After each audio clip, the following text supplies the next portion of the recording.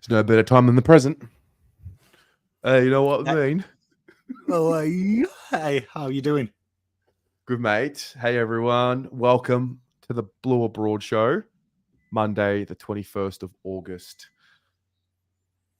2013. Hey, Pom. What? We're playing finals. Way! Hey, how good's that? Officially. Yeah. We've been here a long time. We've done many a Blue Abroad show. I'd love to know your percentage of wins and losses, because I think there was a time there where you only came here on losses. What? Last year, yeah. Last year when we went through that 8-2 spurt, I only did one, and I did the 2 losses. And then Ian had the audacity to invite me on his show for a loss. It was nice. Yeah. Nice of everyone just to let me not enjoy the times we were winning. Absolutely. Jay, this is the first BA show that we're finals bound. We are 100% finals bound. It's a first for a lot of us.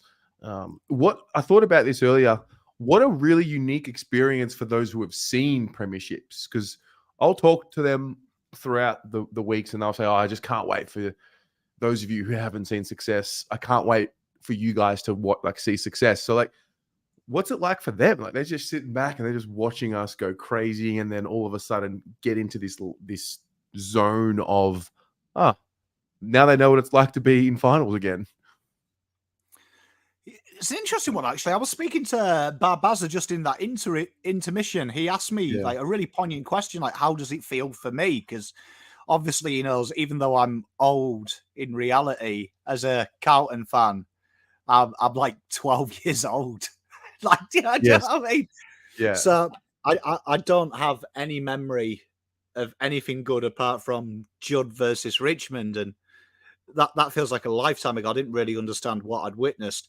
You know what? I'm going to downplay it a little bit. I've built this moment up so much doing this with you that I actually feel like this is normal and it's where I belong. And I don't know if that's because I've been such a nuffy in the 4 years of thinking we're better than we are, but my brain is actually telling me this is where we belong. So this is like, it's like an excitement energy. It's not like oh my God, we've done it. It's like, this is normal, which I didn't expect to feel like this, to be honest. I thought I'd be naked.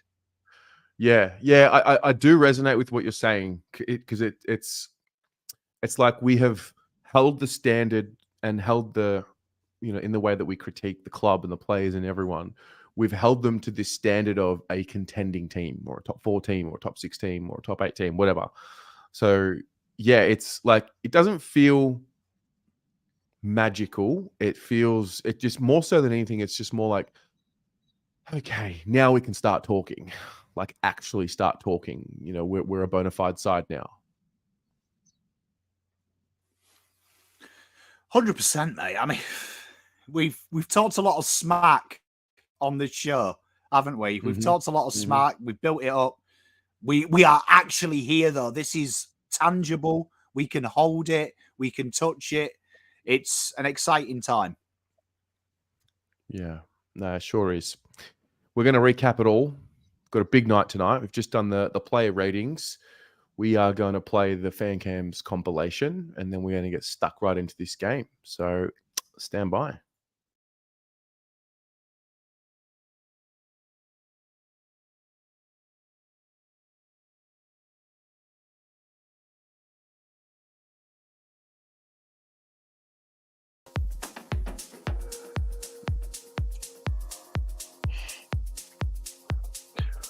Hi, welcome to the round 23 fan cams after the Blues actually clinch a final spot. Mate, happy days, mate. Hey, tell you what, if you don't believe in them now, probably no point, is there? There's no point. I mean, don't bother. Did it the hard way. It was tough. I've got to tell you, Noah Anderson has the ball in hand and everything in my existence froze. Like, everything slowed down, bro. It was crazy. Coming of age. The game was getting away from them. Paddy Dow steps up. Fisher steps up. Yeah. Almost lost for words, man. I'm almost lost for words. They had to do it very, very differently today, you know? Very differently. And you can't take anything away from them. I don't care if it's Gold Coast. That's a tough game on the road, man, and they're 40 points down. 40 points. You want to question their mental fortitude? You want to question their mental fortitude now, you can go and get fucked. There's nothing more to say about this club. Mate, I really love this football club. I really do, man. It means everything to me, man. Like it was so good today. And you guys sharing this whole time with you, you know, there's still more to go. Let's enjoy tonight. But that's extreme, mate. That's extreme, mate. Listen, that was Cuda-like. I used to watch Cuda do that on a weekly basis. Trust me, man. I don't want to disrespect Cuda, but I'm telling you, what he did today is reminiscent of 3 or 4 or 5 or 10 or 20 games that I saw Cuda do that. You know, dominate at the front and then go at the back and just be that dominance. But I'm telling you, one play like that can win you a grand final. Finals content. It's here. It's here. Yes. Just give me one final series, just one time. One time. Dearie me. It's the relief. It's just, the job's not done. There's still so much to go. There's still so many minutes and so many things to play out, and I'm just so happy. Just so happy. I just playing the chat. Oh! That's how it feels. It's nuts, bro. And like the last team I was in love with was 2011 Carlton. I'm like falling back in love again. I'm falling back in love with the team. Always loved the club, but now the team's like coming after my heart. And the last time Carlton beat a Queensland-based team in Queensland, with Carlton's leading goal kicker for the game having 18 disposals and exactly 14 kicks, it was 1993.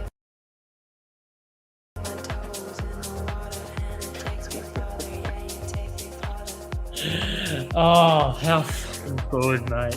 Oh my God. I can only imagine the feeling that is going to be surrounding Melbourne. The streets are just, again, going to be littered with just happy people and a good vibe. And I'm just glad that you finally and everyone else get to enjoy it after all of the hard times, all of the really hard times. No more hard times. We're done. We're done. Yeah. We did it. We're done. Terry! How are you, Terry? Terry! Come on! Let's go, Terry! Let's go, Zach. It was an absolute heart. It was so, like, I was shaking, Terry. I was shaking again. And I thought, well, like, when, first of all, Terry, like, what a game. I want to say, come on the boys! We're actually playing finals, Terry. What is going on? We've waited for this for so long. The last time we played finals, I missed the first final because I was on a footy trip. It ain't happening this year. I am going to be at that first final. 90,000 baggers screaming at the top of their lungs. Very, very happy. Like, I just can't believe, like, 8 weeks ago, 9 weeks ago, like, we'd never imagine what we've seen right now. Mate, I'm just a bit, I'm a bit lost for words. Like, the last time we played finals, this is what I looked like. This is what I looked like.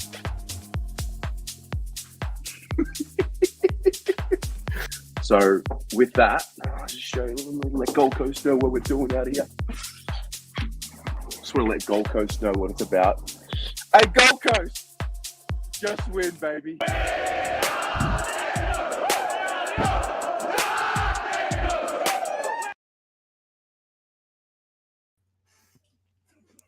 What a night. Oh, dear. I enjoyed, just sharing a personal effect and Terry just laughing. Oh man, so good. Don't ever underestimate. You can never underestimate what those sessions do for someone. Well, you had your first session on Sunday, mate. You hosted the Sunday fan camps. I party rocked a little too hard on Saturday night. Let me tell you, I was in no state to host fan cams last night. We had fun, mate. It's therapeutic seeing the fan base enjoy themselves, be happy, and rare for me just to shut the fuck up and listen to other people. So I mean that was quite nice as well because my voice needed a rest. I cheered a bit hard to get them over the line. We did so, mate. That's an honour, and it's great to see people just. It's nice to be in this position and everyone's vibes are good, as opposed to trying to lift vibes. I'm just riding what vibes. Mm-hmm. No, it's true. It is very true. Well, plenty on the agenda. We've got to talk about the game. We've got to talk about the votes. We've got to talk about the updated injury news that we've got. Who's going to be available this week? We have a bit of a disaster to talk about. That is the AFL. The Carlton reserves, and we'll talk about the implications of that, and then we'll look a little bit ahead to the GWS Giants. Let's start with round 23. So those of you in the chat who are here every week, you know exactly what it is and how we do it. 3 words to summarize Gold Coast. And Pommy, now that you've reviewed it, watched it, what do you make of that?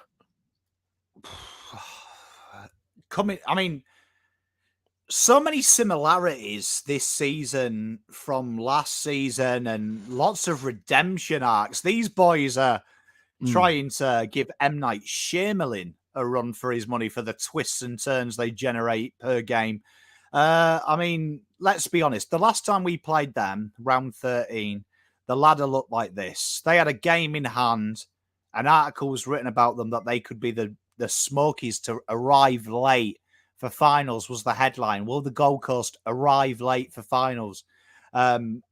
Everyone locked in 4 points against Carlton. That would have got them in the 8. With the buys, we were 15th. We were clamouring for air. And if you remember, that first quarter against Gold Coast was the repeat of Essendon. And then something clicked around quarter time and the boys turned it on. And this week, the boys were shell-shocked for a quarter. It was tentative. It was fumbly. It was pressure. And the boys found a new way in 9 wins to win. And that's from getting battered at the start to chip away. And that's what we did. It reminded me of the great Hawthorn sides that you could get the jump on Hawthorn. Remember that Tasmania game? We got the jump on them when they were premiers and they just chipped away.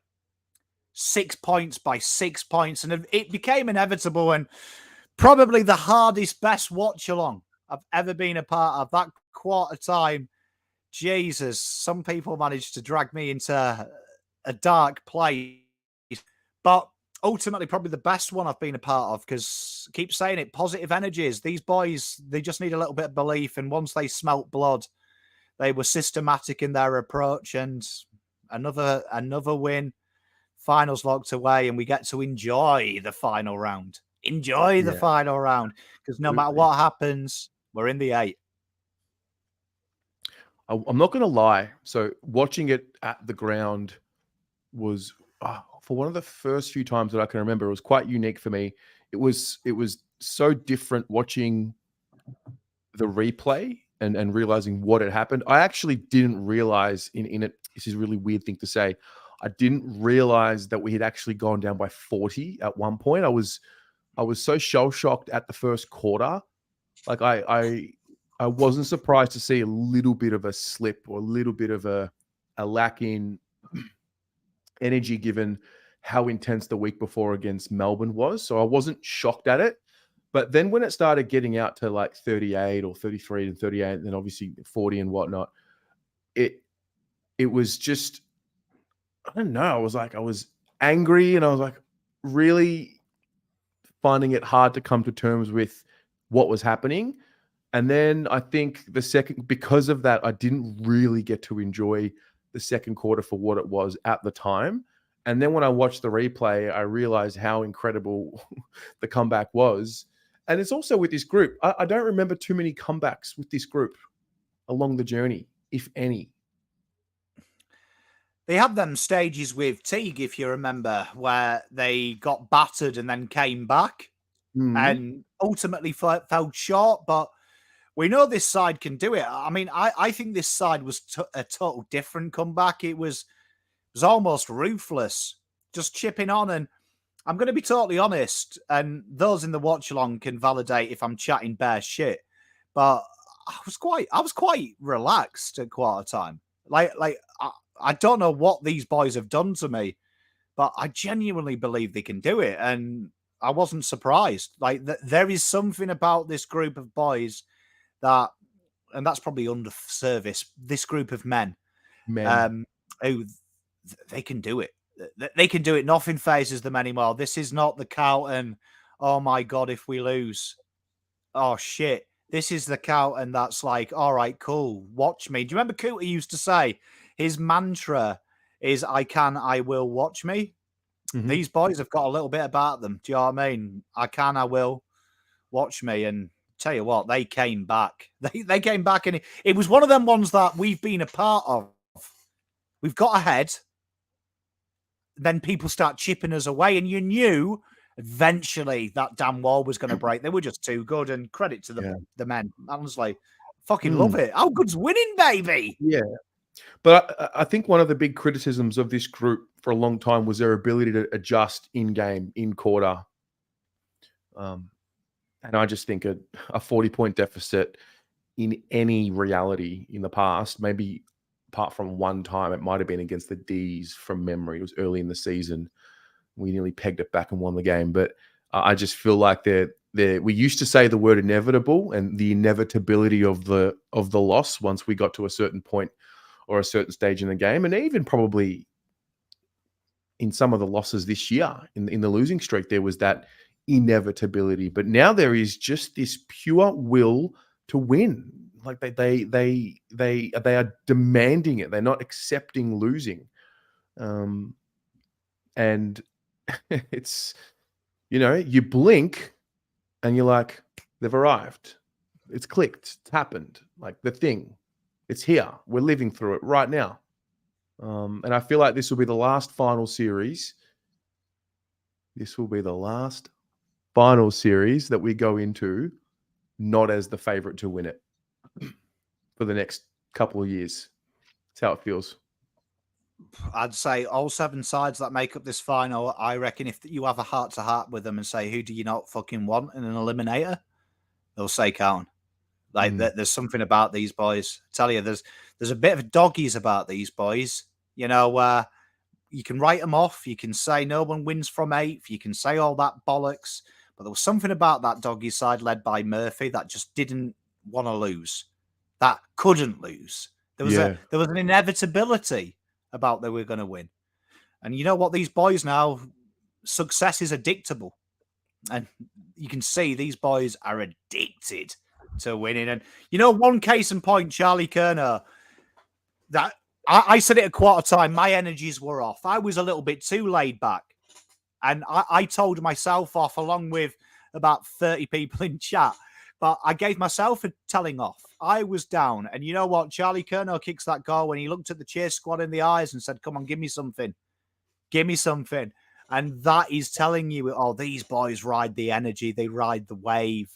That they're in the moment. They're living for the moment. And no longer does pressure scare them. Now they love it. They've got that arsehole about it. Yeah.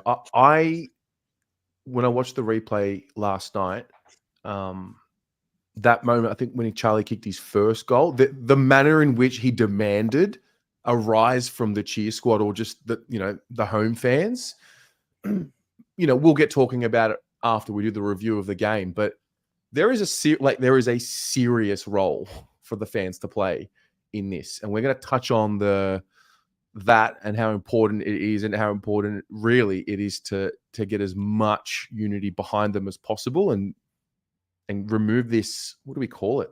PTSD, BTSD, CTSD, because they're needing it. And where I was sitting in the grandstand, and it had like a bit of a roofing, so it started echoing. And once he kicked his third or fourth, the Carlton crowd was involved, and then the rest was history. I mean, PTSD is a strong word. You know what I mean? I think it's more simple than that. Yeah. I think it's the need to be right. It's the need that I think there is some people out there, believe it or not, who tweet and put it on Facebook. Some of it was barbaric, to be honest. Don't mind you getting angry at the game when you know the result, but do you know what I mean? Unless you're my wife who predicted the result again, you know what I mean? Just, you don't know the future. It's preparing yourself to be right, so they can kind of skulk away and go, we lost, but at least I was right, Carlton is shit. Truth be told, these boys, we've got one fucking job, and that is to keep pushing inside their head. We believe, and look what belief does, man. Look what belief does. Dow looks fucking brilliant. Fisher taking the piss off halfback. Charlie has heard from his uncle Pom he's the best player in the league so much now. He is actually the best player in the league. People who don't even support Carlton accept it as fact. This is what belief does. These boys right now, and I remember saying this to you last year when they lost round 23, they have the greatest opportunity in the world because they are standing on the shoulders of giants. Do you know what I mean? Your Diesels, your Sticks. Do you know what I mean? Brand names. These boys will always be propelled into that echelon. Tell you what now, fuck me. In 10 years' time, you're going to be talking about you should have seen Cripps. Should have seen Dow in that final series. Should have seen Charlie. They were proper players. Give me them again. Give me them again. These boys now are writing their own history. No one's talking about 95. No one's talking about 1980. This is the now. These are the stars, the history makers of tomorrow, today. And they're starting to own that role. And they're honouring it. And tell you what, man, how fucking good does it feel? No, we've been negative on this show for 4 fucking years, man. I've had to pull riddles out of my ass to cheer you up. You've got it on the field now. Embrace it every moment. Yeah. You don't want to get caught looking back saying, oh, I wish I had have embraced it. Because you're right. I mean, Blackarat just said it. This is our greatest moment in a lifetime. There are many of us who have not seen a team win 9 in a row, like a Carlton team win 9 in a row. There are many of us. And I think what the year is also, the team and the year, like every year I feel like I learn something new about the game, or about, I'll just have some sort of realization. This year, I think, regardless of what happens as the outcome, this year will have taught me to never draw a conclusion until the end of a game, number one, and then more importantly, the end of a season. And you can't make decisions and conclusions before, for the most part, before a full season or a full game has played itself out. Like, it's really clear to me now. And I think it's time for reflection. I remember being a 15-year-old boy, right? And I was captain of my school's golf team, which sounds cringe, but it's quite a big honor when you're 15, when year 11 and year 12 are there. And I remember my nan came out of hospital after a heart attack, and my granddad wheeled her around. And I remember as we dropped her off at the hospital, as we were driving home, my pop said to me, embrace today where she saw you play golf. Because he was like, this is the happiest you'll be with her. And one day soon she'll go, because we knew she was going to die. And he said that'll make the loss easier. If you live this moment and enjoy this 3-4 hours with her. And you know what? As weird as it sounds, it was the hardest moment of my life when she died. But I remember that 5 hours of seeing her rugged up, watching me hit every shot. And it made the death a little bit easier. And what I'm trying to say is that's what these 9 wins do. This moment now will tee us up when we're in a rebuild 2026. We've come off a 75-point loss after winning 3 of the next 4 flags, right? And we're fucking low. But we can look back at this moment and say, you know what? It was fucking good, and it's coming back again. It'll come back again. All we've got to do is back them in and keep pushing that narrative. And you know what? How fucking good is it, man? Like, Yeah, we're man. a real mean fighting machine out there. Yeah. I mean, I can take the point that like we needed to see something before people jumped on board. This is it. Like they've you know, this is it. And then going into a final series, we're gonna like crank it up a little bit more and just go all in, and it's gonna be powerful. Like the fact that we are sitting here, we know with certainty we are playing finals. We are going. I think we know. Wait, we know that we've got a home final round 1, right? That's 100,000,000% locked in. Okay, so we know that we are marching to the MCG. Oh God, 90,000 people again. Like we know it's happening with a round to play. Yeah, stunning. And all I want to hear out of anyone's mouth is 5 more wins. 5 more wins. That is your waking, sleeping mind. 5 more wins. I want to hear no bollocks of if we're at Brisbane. Oh God, Gabba, it's a tough place to go. None of that bollocks. None of that bollocks. None of the bollocks of, Carlton haven't won a game in a northeasterly since 1975 or any of that bollocks. Just focus on these boys can achieve anything. I am telling you now, last week proved it. They can achieve anything you can think of if they've got 80,000 people channeling to win this fucking thing. 5 more away from 17. It's not that many, is it? 5 wins. They did that in 2016 with Mickey Mouse footballers. They won 5 games. These are good footballers. 5 games away from immortality. Immortality. Keep your sticks. Keep your fucking diesels. These are the heroes. These are the heroes that people will remember because they broke the barren spell. They united a nation. 5 games.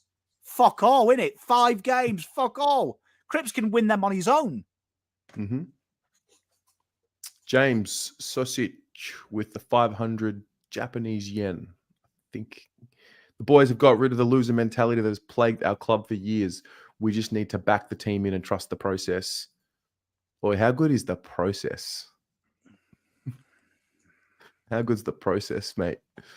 I mentioned it. Process. It's the nowish. That's what I'm about. These boys have own it, and I love it. Yeah, because they've got confidence in now knowing what they need to do to win. And they've got pure confidence in knowing what they need to do to win. So, yeah, had a lot of time to reflect over the last few days. Got to go to the game with the Kokens, with Ur. It was a really good experience. And also, shout out, I said this in the review, but shout out to the Queensland supporters group. Pommy, I can't even explain the vibe at the function. I got there very late, like 30 minutes to go. I got there just in time for the song. It was the best interstate event I've been to. I haven't been to Perth, granted, but this year, out of all I've been to 2 interstate games. It was the best one I've seen. Vibes were up, and they do a very good job. Good to hear, mate. Good to hear. Did such a good job. I had to climb out of bed last night to host a show. That's how good they did.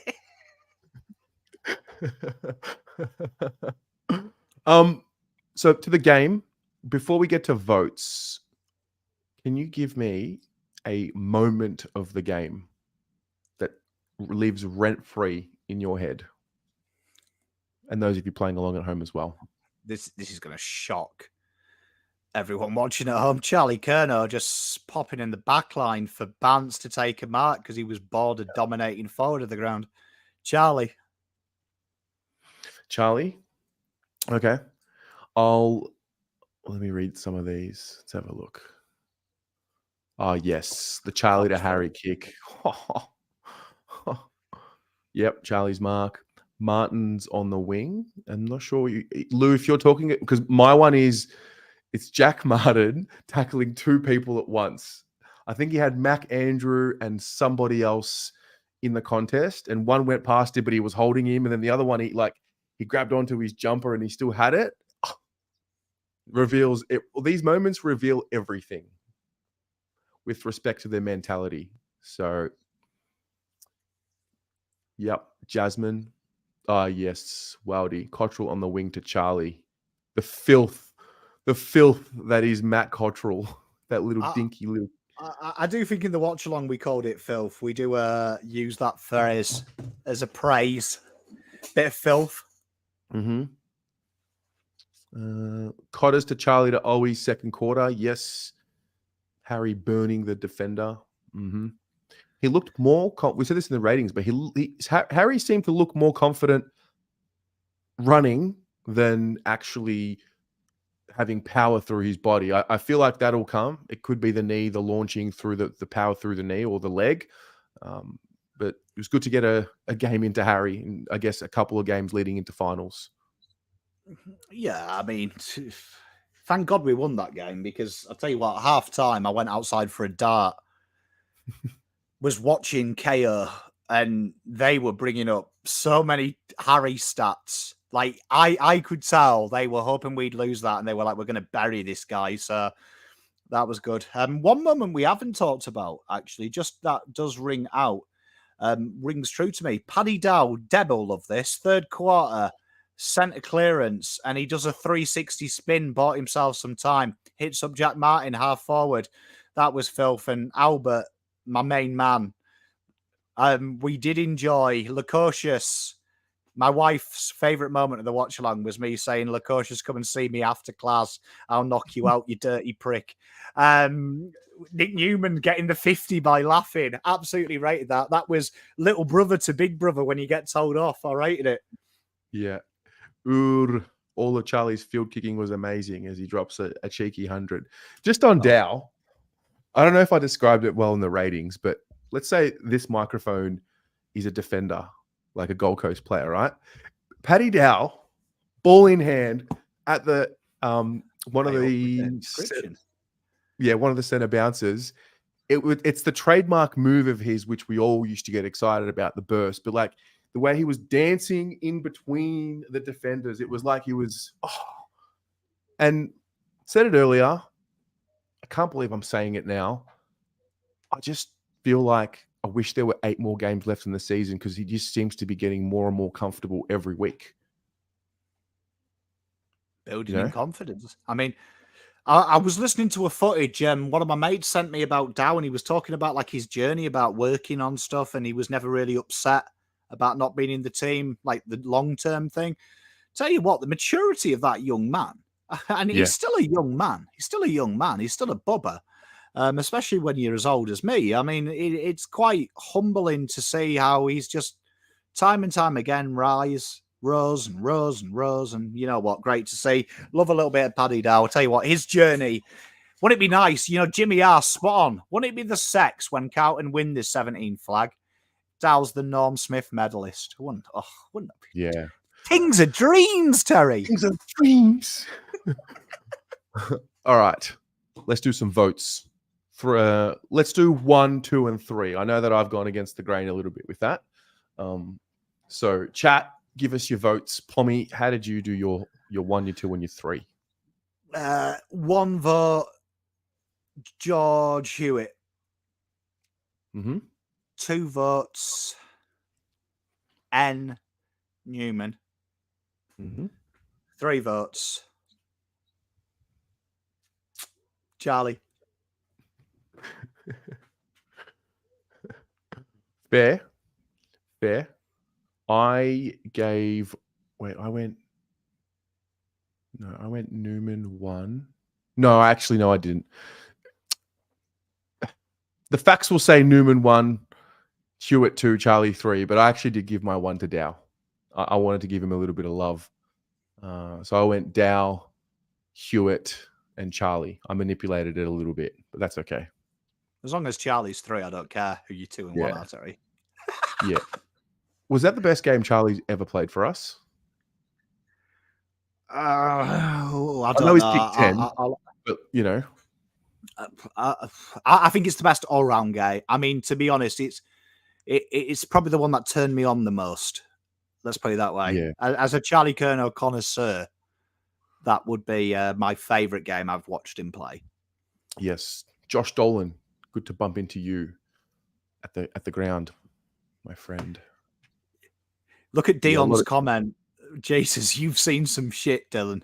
Dion. Hang on. Why can't I say that? Dion, that one. Hang on, I'm getting to it. Getting to it. Also met Gavin Whelan, who's been. I miss Gav in chat. Gav's one of the guys that I can bounce off, and my Queensland boys and girls were removed. A great man, Gav Whelan.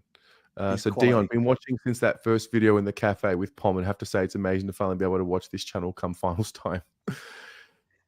Imagine the shite he's seen. Same here, mate. Same here. Same here. Bit of Wiedering love as well, which we love. I think we are blessed, aren't we? We are blessed to have Harry and Charlie at one end and Wiedering down the other end, with Cripps and some of these other names in the middle. And then now with these role players who have just honed in on what they're doing, like these Cottrells, these types, it's something to cherish.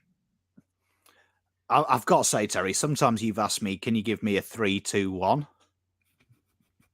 Right? And it's just 3 votes.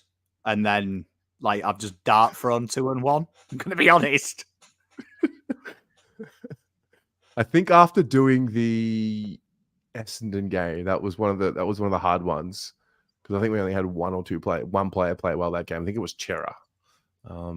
Yes, special mention, Cotter's great effort. Well, that leads me to my next question: who did not feature in votes that you want to give a bit of an up to, like a special mention? I'm not going to do it to you and steal the one that you're going to choose. So I will give Paddy Dow some love. I thought Dow's second half was terrific, especially seeing his captain hurt. I think he stood up. He did everything that Cripper did and some more. His meters gained were exceptional with that forward press. I really enjoyed Dow's game, and I thought he really made it hard this week for the selectors. Made it hard because you'd imagine Fisher, Dow, all probably the first in, last out type mentality. He basically said, "Drop me at your peril." He made himself undroppable. Dare I say it? He did. You know? Yeah. No surprise. I'm going to go Zach Fisher. I've just. Because we've been through a lot, Fish and I. I've had to sit through borderline abuse just for backing a guy in, and just reminding people that sometimes people can be out of form. But the thing with Fish was he was the last one out of, I think, most, if not all, of this year's list to find his form from last year. So last year he was clearly playing at a level where clearly in the best 22, just didn't start the season very well, and the confidence dropped as well as a lot of them. And I think this 3-game stretch, I don't know what it's going to mean. I don't know whether he is now the Jordan Boyd role and that's it, and that's what he will be moving forward for the next 5 weeks, whatever it is. I don't know what happens once Chera, Walsh come back in, McGovern, these types, but you just can't have. I don't think you can ever have too many players playing their best footy at this time of the year now. And it just helps the whole cause. Terry, your boy, hey? It has the mayo on that. Your boy, hey? Look at him, your boy coming of age. He's our boy. He's our boy. He's backing you in, Terry. He's backed you in. Yeah. He's repaid the faith. He has. Yeah. But again, it's a reminder, not just Fish, but Dow. They've both reminded me that you, like what I said earlier, you can't just draw a conclusion without the story being finished. The season's not over. Their careers aren't over. The year's not over. So, yeah. I've got to say, Terry, a great man on this show once said to me, can't a man just be out of form? I wonder if I wonder if the excellence that I said this to you the other day, the excellence we demand of the club and the players is the same excellence we demand of ourselves. It's a real conundrum, Terry. It's a real conundrum. You know, the standard with which we hold the club and the players and demand them to be. I wonder how many people are doing the same thing for themselves. Just a pondering moment for me. A pondering. I like it, Terry. No, you asked me that question the other day. It was one of your profound moments. You have a few though, Terry. Interesting, isn't it? I mean, to answer your question, Deb, probably a conspiracy theory to try and not let Dow get any votes. If Dow doesn't get any coaches' votes, Deb's rioting. This is Paddy Dow's day one fan. Deb O'Connor. Day one, Deb. If I love Kerno more than his dad, Debbie definitely loves Dow more than his dad. I tell you, like, you're looking at number one ticket holder there. Number 1, 2, 3, and 4. I'm just looking here. Oh, wow. Oud has donated 50 Blue Abroad memberships to people. So I guess the first 50... Bed. Wild. So I think, yeah, the next 50 get a Blue Abroad membership. So your names will appear in green and you'll be members of the channel. Congrats. Thanks, Oud. Tell you, mate, what an icon that gentleman is. I mean, Jesus. We have some really special people, don't we, in this community? Like the Carlton community. We get a bit of a taste. I think the fan cams and I think just generally the interactions that we have. I think going to the interstate trips and meeting people interstate gives me a refreshed and renewed perspective on how much the club means to people and some of the stories that come out of that. Because, I mean, it's different to be an interstate fan than to be a fan that watches in Melbourne, because you can go to the most games here. Like, you really need to love it to a certain level to commit this much when you're interstate or international.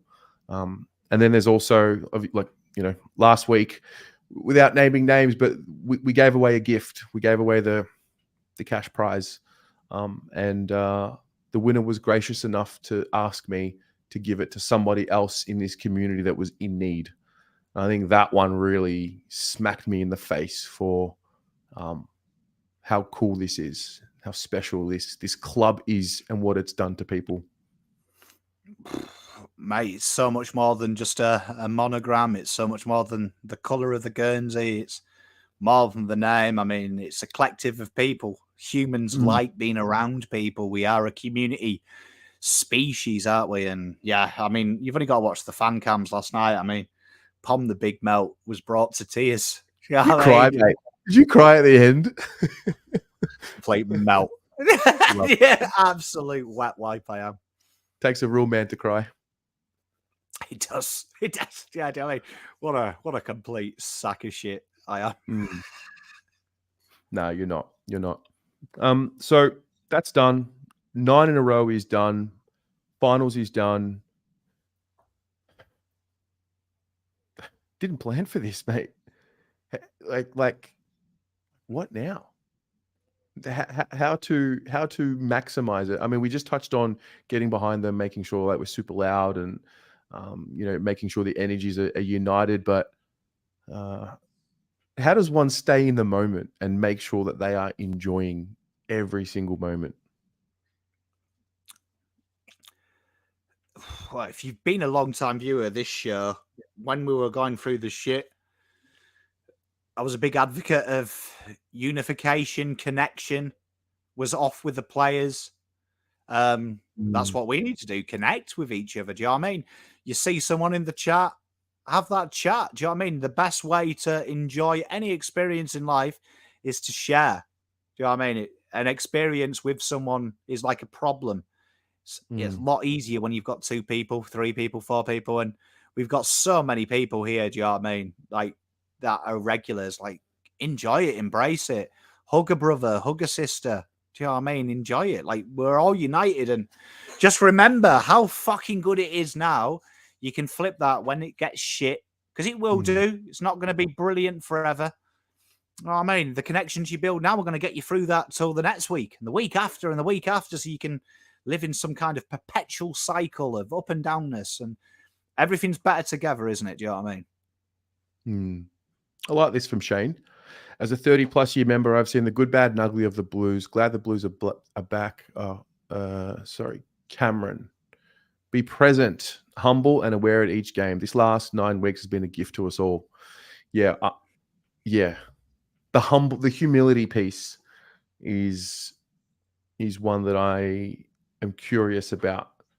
The confidence is there. We know that on our day we can beat any team in the league, any team. Therefore, we can win the premiership. Not to be arrogant or cocky, but I just have confidence in that. But I think the losing and maybe the last 6, 7, 8 years, or let's just say this whole journey with this group, how can we not be humble? We have been nothing but humbled, and maybe that was part of the story and part of the purpose for getting to this point now. And I don't know if it would have felt as good on Saturday or as it feels right now compared to if it had have happened in 2020 and we had a beaten Adelaide on that day and didn't chair off Bryce Gibbs or moments like that. I don't know if it would have the same effect because we have built up years and layers into the story or into the testimony. Yeah, I mean the prize at the end of the journey is only as good as the journey was. Do you know what I mean?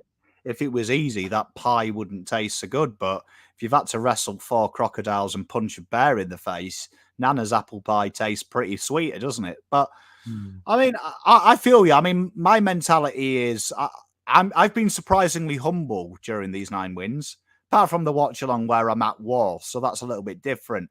I'm in battle mode, but post game and stuff, I'm quite quiet because, opposition fans have hanged shit on us. But, truth be told, I only get into stooges with people that I feel at the time are equal to me. And if I view you as beneath me and not worth my voice, I just don't give it.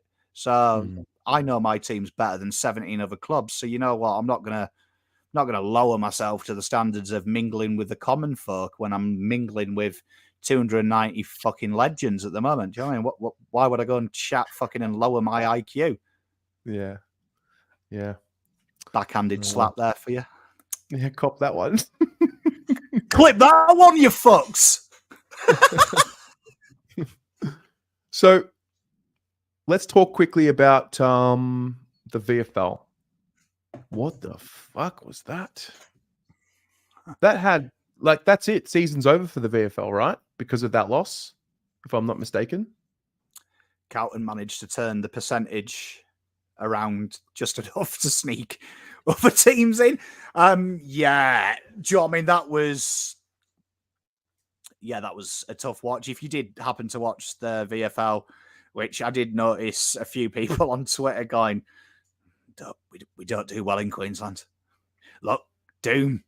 It was poor. It was piss poor from start to finish. Credit to Gold Coast, though. Their VFL team are supreme, to be fair. They're a very talented bunch of boys, and they've been very tough to beat all year. One of the best sides in it, but the Blues were almost fucking woeful. It was like 2018 Blues. I don't know if they brought it out just so we could understand what it's like to be good and not so good, but yeah, poor show. And when you get peppered like that, they don't deserve to play finals. So unfortunately, we're not going to have an auxiliary method to keep players fit and rotate, which means now that all these 38 fit boys are going to have to work incredibly hard in training. Yes. Well, that was I guess we spoke about it a little too soon because last week we were saying, it's okay if you're not going to play the one because there's a VFL premiership there. And I mean, a loss of that magnitude is significant. But, what can you do?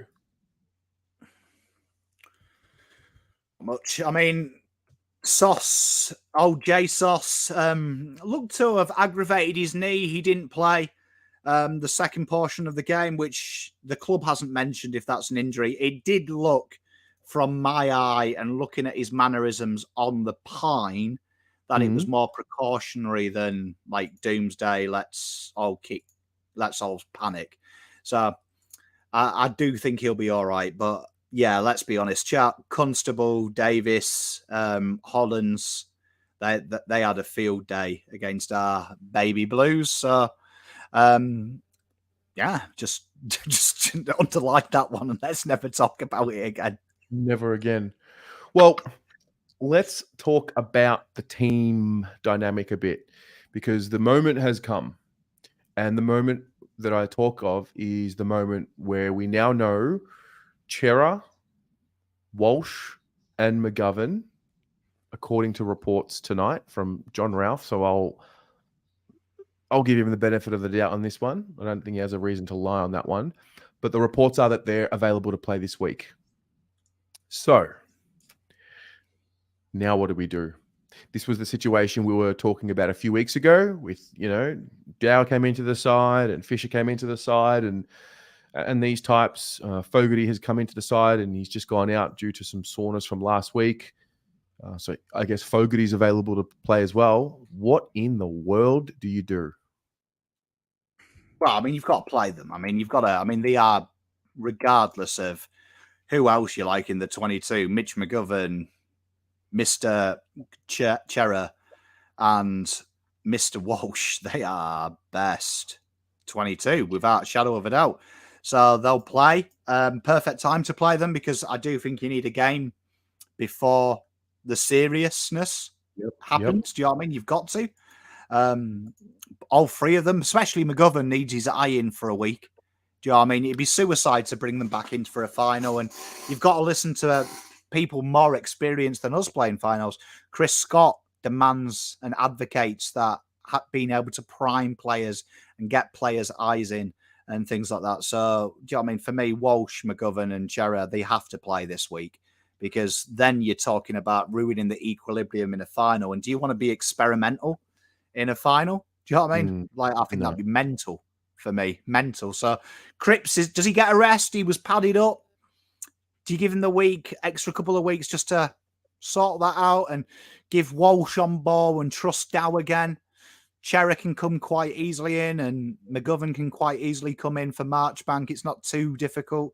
Ed Kerno, do you pull him off and Walsh comes in and you just rotate the sub? Do you maybe give Cottrell a rest? He has ran 50 kilometers in 3 games, so it's a long time to run. Or do you give Hollands? It's going to be tough, but I think it's going to be quite exciting. Well, you can tune in to when is the team show on Pomino? Is it tomorrow or are you going back to Wednesday? Wednesday. We're gonna hash that out. That's going to be interesting. What about you guys at home? What would you do? Cripps, I'm with you. The idea of resting Cripps for 2 weeks, because we obviously get the pre-finals bye. So the idea of Cripps getting a 2-week rest to get over any niggles, which at this point of the year, you'd probably think every player's got some level of niggle. And it looks like we are going to benefit quite heavily this time around, this year, in this situation, from a pre-finals bye and potentially a game in round 24 if we're going to rest other players. Also taking into account, we're coming from 5th. So there's an extra layer of difficulty, so to speak. Most pundits would say the premiership winner comes from top 4. So we're going to have to defy the odds. And I think that is why the pre-finals bye is going to be crucial for us in the way that we manage our players through it. I couldn't give a fuck, mate. I told you before the Collingwood game, whoever wins it wins the flag. So we're winning the flag. So, I mean, fucking rest Charlie Kerner for all I care. You can't fight inevitability. Yeah, true. Flaggers. The story. Am I allowed to say it was written in the stars? Am I allowed to say that again? Yeah, fuck it. Terry, do what you want. 9 in a row, mate. Say whatever you want. True. Reflecting, 12 months ago, I was going to put a little compilation together of the fan cams after we lost to Collingwood, but 12 months ago, actually, no, this is the question.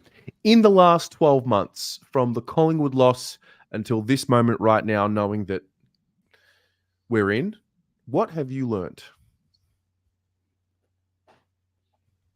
Those of you at home, what have you learned in 12 months From that moment, we're all sat here on this show devastated until right now.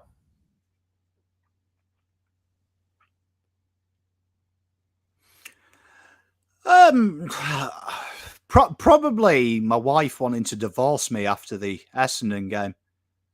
To be honest, I didn't realize how much of a dickhead I am. I didn't realize how much just behind closed doors that I take on board and how I harness my energy a little bit and I hold on to it. And I think that was the big thing for me. Like, do you know what I mean? Like, just get it out there and start turning it around. And that was something that Mrs. Pom said to me. I'm a very positive person. When someone says we can't do it, I believe I can. I believe anyone in my family can do it, and probably changing my mindset a little bit more. So if you go back and watch that Essendon, there was definitely a more positive Pom came out and being more pragmatic instead of grumpy.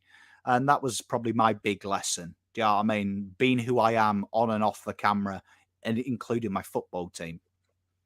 Being a better husband. I love that. Bugs Bell, I was right. Passion and resilience. I'm just reading through some of these. What did I learn? Oh, I like this one. We don't sack coaches just on bad performances. I learned the last 12 months. What I learned that the story doesn't end. And that regardless of if we had we said this 8 weeks ago, if we made finals this year or not, round 1 next year, round 11 next year, round 21 next year, we'd still be there doing the same thing, and so on and so forth. I think there's that. And then in 12 months, I think what else have I learned? I've learned the true power of what a fan base can do for and against its own club. I've learned another layer of the gravity of what a fan base can do. And I've learned that even a comment in a live chat like tonight or any show, I've learned that every single individual comment that is made has weight and has gravity. And if the right/wrong person reads that comment, it can have an impact. And I think as a whole, this is probably more of a This is probably more of a reflection of what I've noticed from the fan base more than my own. But I think we're starting to learn the power of our words online and the effects that they can have. I think we're starting to learn about it. So yeah, mate. Amen. Amen. So, Sunday, the Giants. How do you observe the Giants game this week? I suppose, potentially we're going to be playing them twice in a row. So, I suppose one little argument comes of, do you want to give too much away? But I'd imagine the Blues will do the right thing, rotate players, and go into this game knowing that the biggest fish to fry is 2 weeks after that, and making sure that we are primed for that, because we get to enjoy it. They get to have a little farewell of the regular season. Yeah, I don't know how I feel about it. I think it's important for guys like Harry and the 3 that are going to come in to get them match fit. From what the report suggests, we're going to just go in with a full strength side. The reality is, I don't know what the right thing to do is, because I haven't been in this situation too many times. So I'm going to learn something this week. But yeah, just hope for no injuries, get through unscathed, and then showing up to the MCG the week later. Could be against the Giants, as you said. So we shall see, my friend. Flaggers. Now, a few things. Rocco sent me through a preview for the Jumper Punch tomorrow, but it just hasn't downloaded and it's not working. But long story short, Mark Porter is the special guest on the Jumper Punch. So you can check that out. Tomorrow, they're going to be live, 7 p.m. here on the Blue Abroad YouTube channel. After this, in any minute, we're going to turn this show off and the Almost Blues Brothers will be live. We mentioned Pommy and Oz Wednesday night for the teams. The AFLW show is back this week, which is exciting. I got to go down to the club last week, Pom. Stepped onto the Hello Turf. Got to watch the girls train, get some footage. Should have seen Willem. Should have seen Willem, mate, like a kid in a candy store, taking his footage. And we're going to use a lot of that for the Instagram edits and things of that nature. But long story short, that is us for tonight. Pom, thank you for the work, mate. Thank you for the work on the ratings. If you're not watching the player ratings, you're missing out because we've got heat maps. We've got the whole lot going on. And long may this continue. See you throughout the week, and finals football's on its way. And stay tuned for a world exclusive coming on the Pommy and Oz channel in the next 24 hours. World exclusive. World exclusive. All right. Good night, everyone.